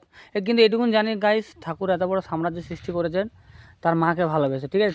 তাই তিনি বানিয়ে নিলেন যে মাতৃভক্তি অটুট যত সেই ছেলে হয় কৃতিযত, মানে যার যত মায়ের প্রতি ভক্তি সেই ছেলেই জীবনে বড় হয়। এবার উদাহরণস্বরূপ তুমি নেতাজিকে দেখে নাও, বিবেকানন্দকে দেখে নাও, রবীন্দ্রনাথ ঠাকুর, এরা কী লেভেলে মাকে ভক্তি করতেন, তবে তিনি এত বড় হয়েছেন, ঠিক আছে। এখনকার দিনে আমি কোনো প্রশ্ন করেছি যে নেতাজির মতন গান্ধীজির মতন মানুষ, বঙ্কিমচন্দ্র চট্টোপাধ্যায়ের মতন মানুষ, ঈশ্বরচন্দ্র বিদ্যাসাগরের মানুষ, মাইকেল মধুসূদনের মতন মানুষ, আমি কৃষ্ণ এইসব বুদ্ধ বুদ্ধিদের কথা না, বাদিরা মহাপুরুষ ছিলেন, সুচেতন মহাপুরুষ, কিন্তু জগাই মাধাই, যে এপিজে আব্দুল কালাম, আমার সবাইকার নাম মনে পড়ে না, তারা দেশের জন্য, ভগৎ সিং, এরকম মানুষরা কেন জন্মাচ্ছে না? প্রশ্ন করেছি কেন দিন? এর সাইন্টিফিক ব্যাখ্যা আছে। এর মূল কারণ বিবাহ, যেভাবে জন্ম হয়। দেখুন গাছ, এই গাছের ওপরে, এই মাটির উপরে কিন্তু সব গাছ হচ্ছে, তাই না? আমরা এখন মাটি দেখাতে এসেছি চাষাবাদ, কিন্তু গাছ চিন্তা করো, এই মাটির উপরে আম গাছ, জাম গাছ, কাঁঠাল গাছ হয় তো, তাহলে নিশ্চয়ই জাম গাছে কাঁঠাল ফলে না, তেঁতুল গাছে বেল ফলে না, তাহলে যে গাছের ফল সেই গাছে ফেলে। তাহলে জাতিভেদ প্রথাটাও কিন্তু এটা প্রথা, হিন্দু মুসলিম খ্রিস্টান, আমরা মানুষ ঠিকই এটা প্র্যাকটিস, ওই সব মাটির উপর আমরা গাছ জন্মেছি, কিন্তু যে জায়গায় ভাব। তাহলে আমাকে একটা সন্তান, আমি যখন একটা খাবার নিচ্ছি, বেছে শুনে খাবার নিচ্ছি, চারা গাছ নিচ্ছি ভালোটা দেখে, তখন আমি একটা মানুষ আমদানি করবো, আমি ভালোটা নেবো না? তাহলে বিবাহের বিষয় না। এবার সবাই বলবেন যে হ্যাঁ, বিয়ে, সবাই মানুষ বিয়ে করছেন, সেক্স করছে, তার জন্য বাচ্চা পয়দা হচ্ছে, এর কী কারণ? এর পড়তে হবে বিবাহ নীতি নিয়ে, যেহেতু আমি পিএইচডি পরে করবো বিবাহ নীতি নিয়ে, পরে আপনাদের সেসব নিয়ে বলবো, বা একটু স্টাডি করেছি, ঠিক আছে। আর এই সৎসঙ্গকে নিয়ে একটুখানি, এই অনুকূল ঠাকুরকে নিয়ে পিএইচডি করার ইচ্ছা আছে, বইটিগুলো স্টাডি করছি। এসব পড়লে চাকরি তো পাওয়া যায় না, কিন্তু নলেজ হয়। আর সবচেয়ে বড় কথা, অনেক শান্তিতে আছে, অনেক আনন্দ আছে এত কিছু হওয়ার পর। আমার মতন এখন আজকে একটু মনটা খারাপ, তাই ব্লগসটা বানাচ্ছি, আমার লাইফে ফার্স্ট ব্লগ, ঠিক আছে। তো গাইস, একটা গানে হয়ে যাক, তারপরে প্রশ্ন, মানে কোশ্চেন অ্যান্সারে হয়ে চলে আসবে। মাকে নিয়ে। দূর করে দেয় সকল ক্লান্তি, ক্ষমা করে অপার ভ্রান্তি, দূর করে দেয় সকল ক্লান্তি, ক্ষমা করে অপার ভ্রান্তি, মায়ের পায়ে সকল শান্তি আসে জীবনে, মাকে ছাড়া বাঁচে কে প্রাণে, মায়ের মতন এমন আপন নাই তো ভুবনে, মাকে ছাড়া বাঁচে কে প্রাণে, মাকে ছাড়া বাঁচে কে প্রাণে, মাকে ছাড়া বাঁচে কে প্রাণে, মাকে ছাড়া বাঁচে কে প্রাণে। প্রথম দু লাইন গাইলাম যে মাকে ছাড়া কে বাঁচে। এই তখন গাইস, কৃষ্ণ তুলসী আর রাধা তুলসীর পাশাপাশি আমি ফার্স্ট টাইম দেখলাম, হয় আমি জানি নিশ্চয়ই চারিদিকে হয়, না হলে কিন্তু কেন থাকবে, আরও কারো না কারো বাড়িতেও আছে, আমি বলছি না হয় না, যেটা পেছন দিকে, যে সামনের দিকে নিশ্চয়ই আছে কৃষ্ণ তুলসী আর রাধা তুলসী, ঠিক আছে। এইখানেও কৃষ্ণ তুলসী বেরিয়েছে, কিন্তু জানো তো গাইস, এই তুলসী গাছ প্রচণ্ড অক্সিজেন দেয়। আজকে গাইস তোমরা চিন্তা করো, আমরা জলটা তো প্রকৃতির থেকে পাচ্ছি, তাই না? প্রকৃতির দাম দান, অক্সিজেনটা তো প্রকৃতি থেকে নিচ্ছি, তাহলে এই অক্সিজেন জল তো আমরা কিনে খাচ্ছি অ্যাকোয়াগার্ডের মাধ্যমে, যাই হোক, অথচ পৃথিবীর 3 ভাগ জল 1 ভাগ স্থল, এখন জলে কিন্তু মিষ্টি জলের ঘাটতি হয়ে গেছে, সব আমরা কিন্তু প্রকৃতি থেকে নিচ্ছি, তাহলে এই প্রকৃতিকে আমার কিছু অবদান রাখতে হবে না?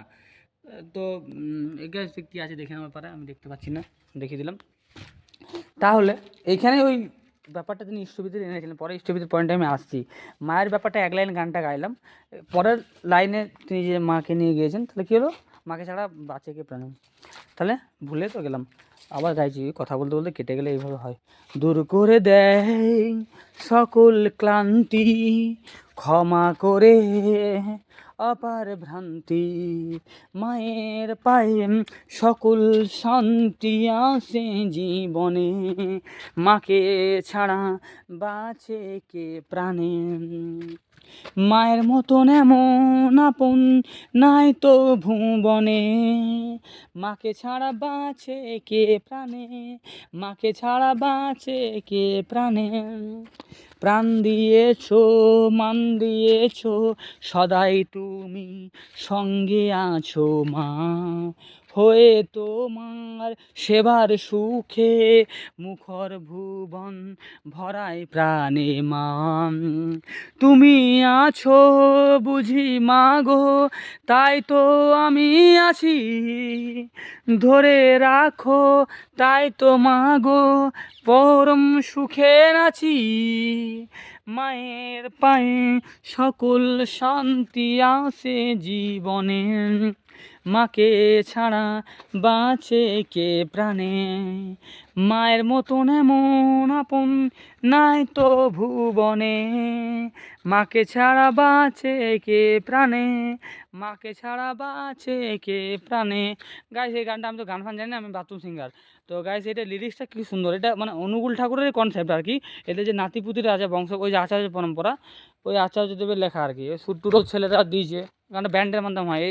এই সৎসঙ্গে রিসেন্ট একটা ওয়াইড ব্যান্ড বলে বার করেছে। তো গাইস তোমরা ওয়াইড ব্যান্ড, এই মাকে ছাড়া প্রাণে বা ওয়াইড ব্যান্ডের গান তোমরা স্পিরিচুয়াল সঙ্গীত শুনতে পারো, খুব ভালো ব্যান্ড কিন্তু গানটা, ঠিক আছে। এদের থেকে তোমরা অনেক প্রেরণা পাবে, অনেক কিছু শিখতে পারবে, অনেক কিছু ভালো পাবে ওয়াইড ব্যান্ড থেকে। এই সৎসঙ্গের এই ব্যান্ড ওটা, ঠিক আছে, মানে সৎসঙ্গের ওরা তৈরি করেছে ছেলেগুলো, মানে যে ওই মানে ওদের যাতে যে পরিবারের যে থাকে আর কি। এই হ্যাঁ, ওর নামটা কি বলি, অবিন দাদা, অবিন দাদা বলো সবাই, অবিন দাদা, অবিন দাদা বলে। ওই শুনেছি আর কি, we love Abin da, we love Abin da, we love Abin da, we love Abin da. Abin da নাকি বিশাল ক্রেজ, আমি শুনছি প্রায় আমার বয়সই হবে ভাই। মানে দেখতে সেই মানে ওই লোকটাকে যখন দেখেছি, মানে ছেলেটাকে, মানে দেখলে এটা মানে শরীরের মধ্যে কি শিহরণ জেগে যায়, মানে কী যে ছেলেটার মধ্যে আছে, মানে মানে সত্যি কথা বলার সুযোগ হয়নি, মানে হয়েছে একটু টুকটাক, সেসব আমি আর বলছি না আর কি। তো তোমার ব্যাপার হচ্ছে কিন্তু মানে আমি খুঁজে পাইনি, কিন্তু অলৌকিক বিশাল কিছু করে না ছেলেটা, বুঝিও তো। মানে কী কী জানি ভাই, কী ব্যাপার আছে, কী মধু আছে সৎসঙ্গে ভাই ছেলেটার মধ্যে রে ভাই। অথচ সৎসঙ্গে অনেক নেগেটিভ, অন্য নেগেটিভ ছড়াচ্ছে, ভাইরাল ভাইরাল। মানে যে কোনো জিনিস আমাকে তো মিষ্টি খেতে মিষ্টিটাকে খেতে হবে, তাহলে তো আমি স্বাদটা বুঝতে পারবো। সেই আমাকে জলে নেমে আমি জলের গভীরতা মাপতে পারবো, দূর থেকে কিন্তু মাপতে পারি না মেরে আনা খাতার গভীরতা। তো যেতে হবে দেওঘর, সত্যি মানে আমি এখন সোনামুখী এসেছি, মানে দেওঘরটা একবার সবাই ঘুরে আসবে, মানে ঘুরে নয়, এইরকম এই বাগান টাগান মানুষটাকে, এই যে আচার্যকে চেষ্টা তার সঙ্গে কথা বলা, তো সব মানুষের জন্য তিনি আছেন, যে ঠাকুর ভগবান আচার্য সবাইকার জন্য। এই যে আমি কথার কথা বলছি, এই ইস্কন, শ্রী গৌরী মঠ, সবাই সবাইকার জন্য। আমাকে কেউ যদি বাধ্যবাধকতা করে যে আমাকে তিলক কাটতে মালা জাপ করতে, সেটা তাদের একটা ফলস, কোনো ইচ্ছা ভগবান জোর করে চাপিয়ে দেয় না, ঠিক আছে। এই অনুকূল ঠাকুর বানিয়ে দিয়েছে, বলছে পরের ইষ্ট নিন্দা করে, ইষ্ট মানে হচ্ছে ভগবান বা ঈশ্বর আদর্শ, ইষ্ট এই যে এদেরকে বলে ইষ্টটা বেশি ব্যবহার করে, ওই জন্য ইষ্টভৃতি, এদের ইষ্টটা বিশাল জিনিস, মানে ইষ্ট মানে তিনি এক, এবং ঈশ্বর ভগবান সবাইকে ক্ষেত্রে ইষ্ট মানে, এ তোমরা বাংলা ডিকশনারি সার্চ করে নেবে, ইষ্ট মানে একটা খুব ভালো জিনিস। তো বলছে পরের ইষ্ট নিন্দা করে হলি ইষ্টনিষ্ঠ, নিজের পা ভাঙলি নিজেই, বুঝলি না পাপিষ্ট। মানে পরের ইষ্ট নিন্দা করে তুই কি বিশাল ইষ্টনিষ্ঠ হলেই গেলি, তার নিজের পাটা নিজে ভাঙল। আমি আমার মা বাবা কিন্তু অস্বীকার করতে পারি না, আমার দাদু দাদা ছিল বলে আমি আজকে জন্মগ্রহণ করেছি। তাই সত্যানুসরণ বইটা প্রথমে আছে যে ভারত যদি ভবিষ্যৎ কল্যাণকে আহ্বান করতে হয়, পূর্ব গুরুদের প্রতি শ্রদ্ধা সম্পন্ন হও। মানে আমাকে রসুলকে স্বীকার করতে হবে, বুদ্ধকে স্বীকার করতে হবে, রসুলের পর কেউ কিন্তু একসঙ্গে অবতাররা কিন্তু গাইস কিন্তু কেউ আসেনি। একজন এসছে, বুদ্ধ গেছে, বুদ্ধ মারা যাওয়ার পর তার হয়তো 25 বছর পর এই অমুক রসুল এসছে, তারপর অমুক 20 বছর পর জেসাস এসছে। ভাই অত বই তো ঘাটি না, অত আমি স্টাডি করি না, একটু একটু এই সোশ্যাল মিডিয়া দোল যখন পড়া হয় সেগুলো তোমাদেরকে শেয়ার করছি আর কি। তো কেউ কিন্তু গাইস একসঙ্গে আসে না। তো আমার বাস্তব জীবনের অভিজ্ঞতা তোমাদেরকে তুলে ধরছি, অনেকের খারাপ লাগতে পারে, তার জন্য ক্ষমা প্রার্থী, কিন্তু অন্তত ভালো ছেলে, যার ভালো মন আছে, সে নিশ্চয়ই কথাটা বুঝে যাবে, তোমার জীবনে সে এগিয়ে যাবে, ঠিক আছে। এবং আমি চাই সে এগোক লাইফে, সে আমাদের দেশের প্রধানমন্ত্রী হোক অন্তত। এই আমার ভিডিওর মাধ্যমে যদি একটা ছেলে শিক্ষা লাভ করে, আমি চাইবো সে হতে যাবে কী জিনিস আমি জানি না, সে যদি কৃষ্ণ ভগবান হতে চায় আলাদা ব্যাপার, আমরা কিন্তু কেউ ভগবান হতে পারবো না, ভগবান ভগবানই, তিনি আমাকে সূর্য হতে পারবো, সূর্য তো ভগবান, আলটিমেটলি সূর্য তো ভগবান, প্রকৃতির জিনিস, তাই না। সূর্যের কাছে কেউ যেতে পারে, আগুনে গলিয়ে দেবে পুরো। তাহলে আমি চাইবো সে দেশের প্রধানমন্ত্রী হোক, এইটুকু একটা পার্সন, এটা আমি ঠাকুরের একটা প্রার্থনা, এটা যেন সে লক্ষ্য রাখে। এটা গাইজ তখন আমি একটা বইয়ে পড়েছিলাম, এই যে সূর্য উঠছে গাইজ, সূর্যের মানে রয়েছে, এই যে আমার যদি লক্ষ্য থাকে, আমার লাইফে একটা গোল সেট করতে হবে, ঠিক আছে। যদি আমার লক্ষ্য থাকে সূর্য হওয়ার, তাহলে আমি তো সূর্য 100 নম্বরে যদি পরীক্ষা হয়, 100 নম্বরে যদি টার্গেট রাখি, 100 না পেলে 80 পাবো, 90 পাবো, 80 পাবো, পাবো তো নাম্বার, অনেকটা ব্যাপার, লক্ষ্য নিয়ে এগোতে হবে। অধ্যাবসায় মানে অধ্যাবসায় না ছাড়া কিছু হয় না। যে কোনো আজকে বিরাট কোহলি ও অনুশীলন দ্বারা সচিন তেন্ডুলকার অনুশীলন করে তবে আজকে সচিন তেন্ডুলকার হয়েছে, ফোকটিয়ার হয়ে যায়নি। এবং আজকে বৈভব সূর্যবংশী, তোমার ধরো অভিষেক শর্মা, যুবরাজ সিং, এরা তো খেলছে, আমার ভারত ক্রিকেটকে নিয়ে যাচ্ছে। তো যাকে এবার তুমি যদি হিসাব করো বা ক্রিকেটার হবো, তাহলে ক্রিকেটার হতে গেলে কিন্তু ওই 11 জনের স্থানে তোমার স্থান পেতে হবে, কতখানি তোমার কম্পিটিশন করতে হবে, লেগে থাকতে হবে। তার জীবনে প্রথম লক্ষ্যটা কিন্তু তাকে স্থির করতে হবে। যদিও আমি করতে পারি না, তার জন্য জীবনে গুরু দরকার, তিনি আমার আদর্শ ইষ্ট আদর্শ সব ঠিক করে দেবেন, আমি কী হব না হব, শুধু আমার রাজি থাকতে হবে। ওইটাই বললেন আমাদেরকে ধ্যানে বসে আমরা জানতে হবে অ্যাকচুয়ালি আমি কে, এটাকে জানো তো, যে আমি সত্যি আমি কে। আমি যে বলছি আমার নাম যা হতে পারে, আমার নাম শেখ আজমির আলী, বা আমার নাম হতো জেমস ফকনার, মানে মানে জেমস মাইকেল টেন, এটা আমার নাম হতে পারে। বেঙ্গল, তো I am speaking English in name. তো দিস ইজ কনফিউশন তো আমাদের মানুষের মধ্যে অনেক কনফিউশন, সেটা কথা না। নামটা আমাদের মা বাবা দেওয়ার জগতের নাম একটা হয়। দীক্ষা গুরু দীক্ষার মানে একটা বীজ নাম পাওয়া যায়, সেটা চর্চা করলে ঠিকঠাক এই কাজ করছি। ধরো আমি এই কোদাল চালাচ্ছি, পেন লিখছি, পরীক্ষা দিচ্ছি, পায়খানা বাথরুমে যাচ্ছি, ওই বীজ নামটা মনে মনে জপ করা যায়। এবার তুমি বলে হয় হাগার সময় কি ঠাকুরের নাম কী করবে, লে বাবা। আরে ভাই তুমি যখন সহবাস করছো, সেক্স করছো, বিড়ি সিগারেট খাচ্ছো, তোমার কি পিতা পরমেশ্বর দেখতে পাচ্ছেন আকাশের ওপর থেকে? তিনি বোবা, তিনি কিছু বলবেন না, কিন্তু তিনি সব দেখতে পাচ্ছেন। এই যে আমাদের কর্মফলটা, অতীত বর্তমান ভবিষ্যৎ নিয়ে আমাদের তিনটা কাল। অতীত আমাদের হাতে নেই, এতক্ষণ আমি কী বলে ফেলেছি ভুলভাল, সেটা আমার অতীত আমি কিন্তু ফিরে আনতে পারবো না, কথা থেকে বলতে। এই যে বর্তমানে আমি কত এবং ভবিষ্যৎ কী হবে এরকম একটা বলেছিলাম এইখানে ব্লগে আর কি। তাহলে আমাদের বর্তমানটাকে, যিনি বর্তমানকে স্বীকার করে, বর্তমান গুরু কে এসছেন। আমরা প্রাথমিক স্কুলে হাই স্কুলে ওঠার পর তোমার হাই স্কুলে পড়েছি, তাহলে এখন যুগ আপডেট হচ্ছে। দীক্ষা আমাদেরকে নিয়ে চললে ভালো, আমাকে এখানে প্রেসারিত করতে পারি না। দীক্ষা মানে দক্ষতা অর্জন করা। ওই যে বলুন গুরু মানে অন্ধকার, রু মানে যিনি আলতো, এবং হচ্ছে গরু ধরে চলা, এই গুরু ধরে চলা। এই জন্য আমরা সবাই বলি না যে এই যে তুমি যে আমি করছি, দেখবে যখন একটা বাছুর কী করে, হাম্মা হাম্মা হাম্মা করে, তো তার মানে সে বলছে আমি। সেই গরুটা যখন মারা যায়, ঠিক আছে, তার বিভিন্ন অস্থিগুলি একটা জিনিস তৈরি করা হয়, চামড়া দিয়ে একটা জিনিস তৈরি করা হয়, তার যে নিচের নাভি যে নিচের অংশটা থাকে, সেটা দিয়ে ধনুচি তৈরি করা হয়। ধনুচি মানে কি, যে লেপ তোষক দেখবি করা হয় গাইস, লেপ তোষক করার সময় সেই ধনুচি থেকে যখন তুলোধনা করা হয়, এটা কথা জানি, তুলোধনা আমরা বাংলায় তুলোধনা করেছে। ওই তুলোধনা যখন করা হয়, দেখবে ওই যখন গরুটা মানে বাছুরটা মহিষ যখন মারা গেল, আমাদের সবাইকে কিন্তু মরতে হবে, তুলোধনা করা হয়। দেখবে তুলোধনা করার সময় একটা আওয়াজ হয়, দেখবে যদি আওয়াজ, সেই আওয়াজ হচ্ছে সুই ঠুই ঠুই ঠুই ঠুই ঠুই, এই মানে মানে ঠুই ঠুই মানে কি, তুমি যে একটা এমনি একটা বাঁশের কঞ্চি বা কিছু একটা না কাঠি যাই হোক, এই খালি হাতে তুমি ঘোরাবে, দেখবে সাঁই সাঁই একটা আওয়াজ উঠবে। সেই রকম ওই যে আওয়াজ ঠুই ঠুই মানে কি, তুই মানে তুমি এতদিন সব আমি ছিলাম, এবার বলছি তুমি। তো রামকৃষ্ণদেব বলেছেন, আমি মরিলে জঞ্জাল বোঝে, বেঁচে দাঁত থাকতে কেউ দাঁতের মর্ম বোঝে না। আলটিমেটলি আমি মানে এই আমার এখানে অহংকার, সত্য আমি বলে বোঝাবো না গাইস, তোমাদেরকে সত্যাসন পড়তে হবে, তাই না? সত্যাসন তোমরা যদি পড়ো গাইস, কিন্তু অনেক হেল্পফুল পাবে। কিন্তু সত্যাসন বইটা মারাত্মক, 5 টাকা দাম বইটা, ঠিক আছে? ওটা তুমি সৎসঙ্গ দেওঘর থেকে মানে পাবলিশিংতে পাওয়া যায়, মানে দেওঘরে, কাউকে দেওঘরে কিনতে হবে, যে যার জায়গায় আছো, লোকেশনে আছো। এই যে আমি যখন বাঁকুড়ে আছি, বাঁকুড়া কাছে সৎসঙ্গ সোনামুখী, এখানে আমি বইটা পেয়ে যাবো। আবার যদি ওই কেশিয়াকোল দিকে যাই, কেশিয়াকোলে পেয়ে যাবো, বিষ্ণুপুর, মানে সৎসঙ্গ মোটামুটি কারণ অন্তত 5 কিলোমিটার ডিস্টেন্সে, 10 কিলোমিটার, 50 কিলোমিটার ডিস্টেন্সের মধ্যে কিন্তু পেয়ে যাবে। বর্ধমান বলো, আসানসোল বলো, আসাম বলো, ত্রিপুরা বলো, যে সৎসঙ্গ সব জায়গাতে মন্দির আছে। এই বইটা তুমি পেয়ে যাবে বাই বই হিসেবে 5 টাকা দাম, ঠিক আছে? এবং 5 টাকা নেওয়া হয়। এবং কেউ যদি অনলাইনে সার্চ করতে পারো, তো অনলাইনে সত্যানুসরণ সার্চ করে পেয়ে যেতে পারো। সত্যানুসরণ বইটা গায়ে সেটা আমি রবীন্দ্রনাথের সাজেস্ট করা, রবীন্দ্রনাথ এই জিনিসটা আমি সাজেস্ট করছে, মানে এটুকুনি আমি বলতে পারি। তোমাদেরকে দীক্ষার ফিকার কথা আমি এখানে কিন্তু বলবো না। দীক্ষা নেবে কেন নেবো না নেবো, প্রশ্ন একটা থাকে। আর গাইস আমি কথা বলতে মানে পাচ্ছি না, অনেকক্ষণ ধরে কন্টিনিউ কথা বলছি। তো ঠাকুরের কাছে প্রার্থনা করি তোমরা সবাই প্রত্যেকে ভালো থাকো। কয়েকটা গান শুধু করে নিই, একটা আসামিসে গান করি। আজই ভোজু কাইলই ভোজু, আলস্যতে দিন যায়, এনহে সুন্দর মানব দেহ জমে লইয়া যায়। হে রাম রাম আজই ভোজু কাইলই ভোজু, আলস্যতে দিন যায়, এনহে সুন্দর মানব দেহ জমে লইয়া যায়। মানে কি, প্রথম দুটো লাইন বলে, তারপর হচ্ছে হে রাম রাম, হে রাম রাম, অনেক ব্যান্ডের গান তো, অনেক নাচা গানা, অনেক কিছু গান। আমি বলছি আজকে ভজবো, কালকে ভজবো, এইভাবে আমার অলস্য দিন কেটে যাচ্ছে। আমরা অলস্যতে দিন কাটাই, আজ পড়তে বসবো, কাল পড়তে বসবো, মুখে পড়বো, যে আলটিমেটলি পরীক্ষাতে ফেল হচ্ছে না। যে ভাই পড়াশোনা করে যোগ্যতা সেই এসপি হয়, বিডিও হয়, এসে হয়, এমুক তুমুক হয়, কিন্তু যে পড়ে ভাই খাটে পায়, কিন্তু একদিন না হলে 2 দিন পরেও সে পায়, ঠাকুর বানিতে যায় সময় লাগুক। তো বলছে এনহে সুন্দর মানব দেহ, এই যে মানব দেহটা জমে কিন্তু নিয়ে যায়। তো আমাদের এই যে মানব মানে কী উদ্দেশ্য, আমাদের জন্মানোর উদ্দেশ্যটা এই প্রশ্নটা সবাই আনো, যে মানব হিসেবে যে আমি মানুষ হিসেবে জন্মগ্রহণ করেছি, কেন জন্মগ্রহণ করেছি, আমার কাজটা কী? প্রশ্ন হয় আমার মধ্যে, জিজ্ঞাসা চিহ্ন আনুন আপনারা সবাই।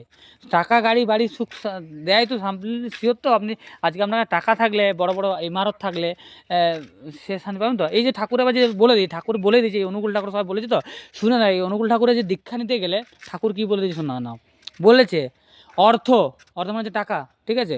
অর্থ মান, মান আমরা সবাই যাই, সবাই মান দেখ প্রতি মানে এই সম্মান দেখে এটা সবাই যায়। অর্থ মান যশ মানে এই যে বাড়ি ঘর টাকা গাড়ি এটা হবে অর্থ মান যশ। আবার বলেছি ইত্যাদি, ইত্যাদি মানে আমার বয়ফ্রেন্ড গার্লফ্রেন্ড বউ বাচ্চা এইসব চাইতে পারি ইত্যাদি পাওয়ার আশায় আমাকে ঠাকুর সাজিয়ে ভক্ত হয়েও না, সাবধান হও ঠকবে। তোমার ঠাকুরত্ব নাহা জাগলে কেহ তোমার কেন্দ্র নয়, কেহ তোমার ঠাকুর নয়, ঠিক আছে। তাহলে তোমরা বোঝা, আমি এখানে বোঝাবো না আর। এই কেন্দ্র তো আমার দরকার, আমাদের এই পৃথিবী যে ভারত সৃষ্টি হয়েছে, পৃথিবী কেন্দ্র থেকে জিনিসটা, জিনিসের কেন্দ্র থেকে সৃষ্টি হয়েছে, ঠিক আছে। এই কেন্দ্রটা আমাদের দরকারই, ঠিক আছে। আমাদের চলবে, সবাই চলো। আর লাস্ট এটা বলতে সবাই ধ্যান করো, মেডিটেশন একটা বিশাল জিনিস, ঠিক আছে। আর যাহা গুরু স্মরণ করো, ঠাকুর ঠাকুরে বলো, ঠাকুর মানে তার যে সব ঠাকুরই শুনতে পাবে, সব ঠাকুর সমান। ধ্যানে তোমাদেরকে বসতে হবে, সাকসেসের রাস্তা ধ্যান। তোমাদেরকে meditation is the best medicine of any any মানে কী বলবো, এনি রোগ, যে কোনো রোগের জন্য, মানসিক শান্তির জন্য, আজকে মনের শান্তির জন্য। মনের শান্তিটা বড় শান্তি। আমরা বলি না মন চাঙ্গা তো সৌম্য রাঙ্গা গঙ্গা। এই যদি এই মনটাকে গায়ে ঠিক করতে তোমাদেরকে ধ্যানে বসতে হবে। পারবে না, অনেক চঞ্চল মন, 2 মিনিট বসতে পারে না, 5 মিনিট বসতে পারে না, উঠে যেতে হবে। এইটা কামড়াবে, আজকে আমি ওকে বললাম এই টাকা ইনকাম, তো ধ্যান অনেক কঠিন, কিন্তু বসতে হবে। 5 মিনিট বসো, 2 মিনিট বসো, চিন্তা অনেক থট আসবে। এই ধ্যান সম্বন্ধে যদি জানতে চাও, অনেক ভিডিও তোমরা গুগলে সার্চ করতে পারো। এই কত, আমাকে যদি কেউ একটা লিঙ্ক চাও, আমি তাহলে ওই মেডিটেশনের লিঙ্কটা দিয়ে দেবো, ঠিক আছে। আর ওই সত্যানুসরণটা তোমরা নেটে সার্চ করো না, এখন তো মন্দিরে মন্দিরে পাবে না, তোমরা নেটে সার্চ করে পড়ো কয়েকটা জায়গা। আরে পড়ো যাই হোক, ঠাকুর বলেন শুনলি অনেক করলি না, ঠকলি কথা বুঝলি না। এই যে আমি ধরো এত বড় বড় লেকচার মেরে দিলাম তোমাদেরকে, তোমাদের কারো খারাপ লাগলো, কারো ভালো লাগলো, তোমরা শুনলে, কিন্তু আর তুমি বাস্তবিক জীবনে অ্যাপ্লাই করলে না, তাই তুমি ফল পাবে না। বলছি তুমি যদি প্রকৃত উন্নতি না করো, তুমি প্রকৃত আনন্দে কিন্তু কখনোই লাভ করতে পারবে না, ঠিক আছে। কর্মই আমাদের একমাত্র, কর্মই ধর্ম, কর্মই আমাদেরকে উদ্ধার করতে হবে, এবং সৎকর্ম, তার জন্য সৎসঙ্গ করো, প্রেমিক সঙ্গ করো, ঠাকুর বলছেন, ঠিক আছে। তাহলে এইটাই বললাম। আর ঠাকুর আর কী বাণী বলবো, আশাই আসছে না, গানও করে দিলাম। ঠাকুরের কাছে, ভগবানের কাছে এইটুকুন আমি আর কী বা করতে হবে। আমার না আছে কিছু, না আছে বাড়ি গাড়ি হ্যানা তেনা, অনেক আছে, আবার অনেক মানুষ আছে আমাকে ভালোবাসা, আমার ভালোবাসা অনেক মানুষ আছে। তো আমি ঠাকুরের কাছে প্রার্থনা করি তোমরা সবাই প্রত্যেকে, আপনারা সবাই প্রত্যেকে বা ভালো থাকো, ঠাকুরের এটা প্রার্থনা করি। আর যদি তোমাদের পক্ষে পসিবল হয় আমাকে ক্ষমা করে দিও, ঠিক আছে। অনেক ভুলভাল কথা বলে ফেললাম, ক্ষমা প্রার্থী। পারলে করে দিও, না করলেও কিছু যায় আসে না। তোমার ক্ষমা না করলেও আমার পরমপিতা দেখছেন, তিনি ক্ষমা করেন। মানে বিচারের ভার শাস্তির ভার আপন হাতে নিতে যেও না। হ্যাঁ, আরেকটা ভালো লেখা পড়ছিলাম মেডিকেলের, যে আমাদের যদি হার্ট অ্যাটাক হয়, বিভিন্ন জনের রোগ হয়, আগে আমরা চোখ মুখ সবাইকে ক্ষমা করতে শিখুন, যা তোকে ক্ষমা করে দিলাম, যা, এই লেখা। কিন্তু ওই যে ঠাকুর বলে, আমার নিজের তো হারিয়ে কাউকে খুশি করতে যেও না, তোমার দুর্গতির শ্যামা থাকবে না, ঠিক আছে। তো ঠাকুর সত্যানুসরণ বলছি, সত্যানুসরণ বইটা মারাত্মক বই গাইস তোমরা। সত্যানুসরণ জীবনের ওই একটি বই পড়ে না, অনেক কিছু করে সত্যানুসরণ। বাকি কেউ ডাক্তার হবে, ইঞ্জিনিয়ার হবে, সে লক্ষ্যে এগিয়ে চলো, নেতা হবে, কে ভালো হবে, সবাই সবটাই হতে পারে, কিন্তু সব জায়গায় পৌঁছাতে হবে আগে ভালো মানুষ হও, তাকে বললেন, ঠিক আছে। আগে ভালো মানুষ হতে হবে, এইটাই সৎসঙ্গ আন্দোলন। সৎসঙ্গ এটাই চাই, ভালো মানুষ। সৎসঙ্গ হচ্ছে ম্যান মেকিং ফ্যাক্টরি, মানুষ গড়ার কারখানা, ঠিক আছে। এটাই সৎসঙ্গ আন্দোলন গাইস। এই যে এত বড় জমি জায়গা, এতক্ষণ যে মানুষটার ইন্সপিরেশন আমি বকতে পাচ্ছি, এই যে জমি জায়গা করেছে, এই গাইসটাকে, মানে এনার নাম আছে, তো এনাকে সবাই সাধু বাবা বলে। তো সাধু বাবা একটু এদিকে তাকাতো। তো এই হচ্ছে আমাদের সাধু বাবা, ইনি সবাই এই জমি জায়গা এগুলো সব করেছে। ইনি আমাদের খুব ভালো কর্মী, এবং ঠাকুর নিয়ে চলে। তো আচ্ছা, তুমি কি ঠাকুর সম্বন্ধে দুটো কথা বলতে পারবে এখন, 1-2 মিনিট? কোনো কথা, এই অনুকূল ঠাকুরের কী ব্যাপার কেন তোমার জীবনে পেয়েছো? তো গাইস, আমি তা তখন বললাম এই সাধু বাবা সব চাষাবাদ করেছে। এই সৎসঙ্গ আন্দোলনটা অ্যাকচুয়ালি কী, কেন ঠাকুরের আমাদের দীক্ষা নেওয়ার প্রয়োজনীয়তা কী, ইষ্টবিদ্যা আমি দূরে রাখলাম, ঠাকুর কিন্তু বলেনি।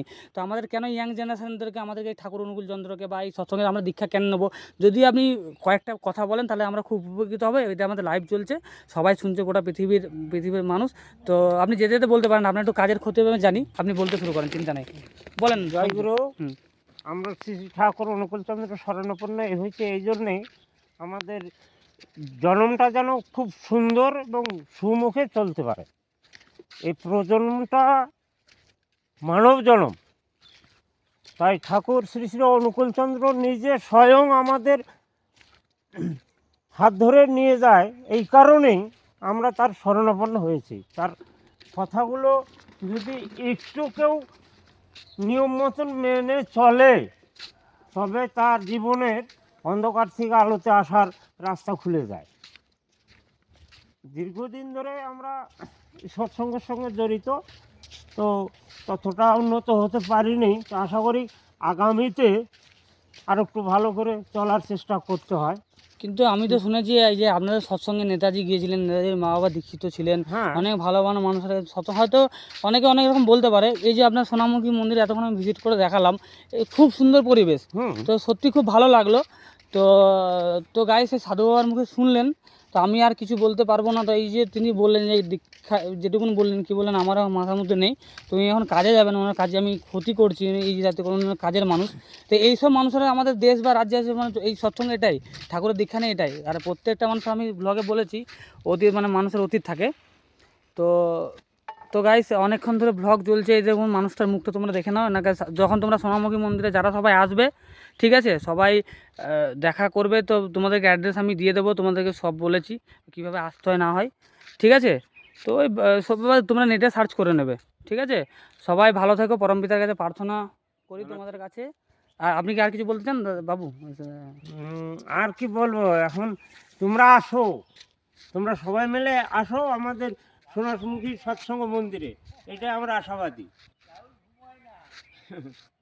আমরা ঠিক আছে। এটা আশাবাদী, তোমরা সৎসঙ্গ মন্দিরে আসো। এই যে আমরা যেই পোর্শনটা এসছি, এটা আমাদের পঞ্চবটির বন। আচ্ছা, পঞ্চবটি মানে কি? সীতাযুগে যে ছিল বনটা, আচ্ছা শ্রী রামচন্দ্র সীতাকে এই বন মাঝখানে দিয়ে এসেছিলেন, লবকুশের এই বনে জন্ম হয়েছিল, সেই স্মৃতি। বর্তমানে আচার্যদেব আমাদের নির্দেশ দিয়েছে যে সোনামুখীতে পঞ্চবটি বন যেন সৃজন হয়। এই যে দেখুন বট গাছটা, এই দেখুন গাইস, ওই যে ডান হাতে বাঁ হাতে ওই যে অশোক অশোক, গাছ। তারপরে অসত্য, তারপরে দেখুন নিম, তারপরে যজ্ঞডুমুর আছে, ওই সাইডে আছে অমলকি। আমলকি যে গাছ, সেটাকে বলে আমরা আমলকি বলি। ওই রবীন্দ্রনাথের আমলকি বন কাপে কাপে দূর দূর একটা কবিতা আছে না, ওই সেটা। যে বেল, বেলের কথা। এগুলো গাইস এখন প্রজেক্টের কাজ চলছে। এইটা হচ্ছে পাকুর। এটা আগে এটা গাইস, নিচে এটা হচ্ছে কৃষ্ণ পাকুড়, তুলসী। এটা হচ্ছে তবে পাকুড়। আমাদের দুর্ভাগ্য, এখন আমরা এটা সুন্দরভাবে পূর্ণাঙ্গ দিতে পারিনি, আগামীতে দেবো। এই মাঝখানে পোর্শনটা এমনই সুন্দর একটা জিনিস তৈরি হবে, দেখলে বসতে ইচ্ছা করবে। হ্যাঁ, আর এখানে বিভিন্ন জন আসবেন।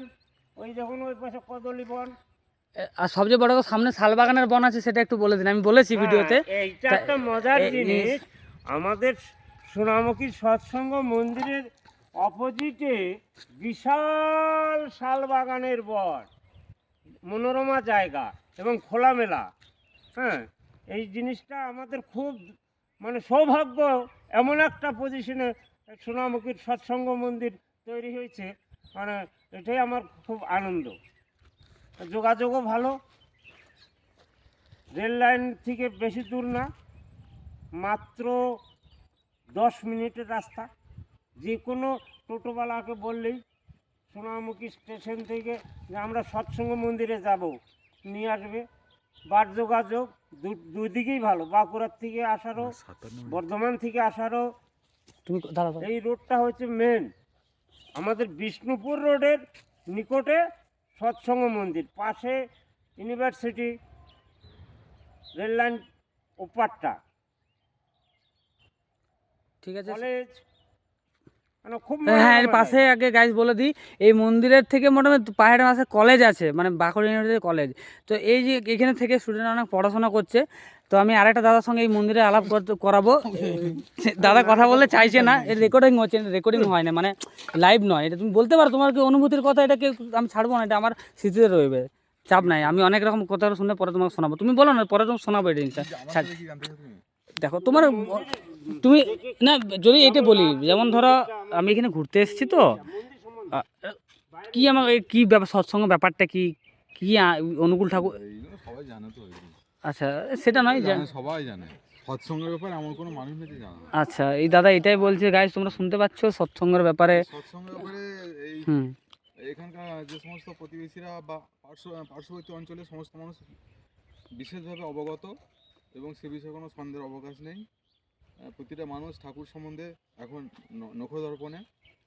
আমার অনুরোধ যাতে করে প্রত্যেক মানুষ আরও ভালোভাবে ঠাকুরকে জানার আগ্রহী হয় বা আগ্রহ প্রকাশ করে, সে বুঝে সবাই যেন স্বতঃস্ফূর্তভাবে বিশেষ কিছু ভূমিকা পালন করে, আর কিছু বলার নেই। ঠিক আছে। এই দাদার নাম হচ্ছে বিবেকানন্দ দা। ইনি আমাদের এই সোনামুখী মন্দিরের একজন কর্মী কাজ করেন। কী কাজ করেন ওই যে আনন্দবাজারের কথা আর বলবো না, আপনারা যেদিন আসবেন যখন ঘুরতে খুবই, আপনাদের তো বললাম যে এত মন্দির আমি ঘুরেছি, সোনামুখীর মন্দির ভালো জায়গা আমি কোথাও দেখিনি। সর্বোপরি মানুষেরা, এটা তো ইটকাট পাথর তৈরি মন্দির, এখানে যে মানুষেরা এই বাঁকুড়ার পশ্চিমবঙ্গের, এই একজন আমাদের দাদা ইনি আছেন, এই দাদাও কিছু বলবেন। এই যে আমি আপনাদের মন্দিরে ঘুরতে এসেছি, সোনামুখী মন্দিরে এই পরিবেশ আরও মানুষ আসতে চাই। এই সৎসঙ্গ সম্বন্ধে, ঠাকুর সম্বন্ধে যা জীবনে আপনার অভিজ্ঞতা কী ব্যাপার, আপনি মন খুলে, এটা কোনো ব্যাপার নয় যে লাইভ রেকর্ডিং চলছে, আপনার অনুভূতির কথা, ঠাকুরকে নিয়ে আপনার সংসার জীবনের অনুভূতি আপনি সবটাই বলতে পারেন, ঠাকুরকে ধরে চলে। তো আপনি যতক্ষণ বলুন, 2 মিনিট 4 মিনিট আপনি বলতে পারেন। আপনার নামটা দাদা? আমার নাম উত্তম ঘোষ। উত্তম ঘোষ। আর আগে যে দাদা ছিল বিবেকানন্দ দাদা ছিল, আর ওই সাধু বাবার নামটা আমি জানি না, উনি সাধু বাবাই সবাইকে বলা হয়, ঠিক আছে? তো কিছু বলুন আপনার যা মনে আছে ঠাকুরের কথা যা। ঠাকুরকে ধরে খুব আনন্দে আছি। এই দেখুন সব সময় হ্যাঁ। মন্দিরের সঙ্গে যুক্ত থাকি। হ্যাঁ। মন্দিরে এসে কাজকর্ম কাজকর্ম। যেগুলো যা আমার যেটুকু আমার যোগ্যতা সেটি করে একদম থাকি। বা সব সমিতি গুরু ভাইদের নিয়ে মানে ইষ্ট প্রসঙ্গ হয়, নাম ধ্যান হয়। এই আমাদের যে দাদা রাহুল দা এসছে, বলবো না? না, আমার কথা কিছু বলবেন না। আচ্ছা, ঠিক আছে। তা আমরা সবাই ভালো থাকি। আপনারা আসুন এই মন্দিরে ঘুরতে ঘুরতে একদিন, খুব আনন্দ পাবেন। এই ঠিক আছে গাইস, দাদা কি বললেন যে তিনি ঠাকুরের কাছে আনন্দে আছেন, এই মানুষটা আহামরি কিছু কাজ করেন না। এই যে এই জীবন, আমাদের এই আনন্দটাই দরকার, আমাদের জীবনের উদ্দেশ্য কিছু হচ্ছে বেঁচে থেকে আনন্দ থাকা, ভালো থাকা। তো সবাই আসুন, ভালো থাকুন। অনেকক্ষণ ভ্লগটা আমার হয়ে গেল, এটা কি প্রায় 2 ঘন্টা 2.5 ঘন্টা হয়ে গেল, কেটে কুটে করতে হবে। সবাই ভালো থাকবেন, জয় গুরু।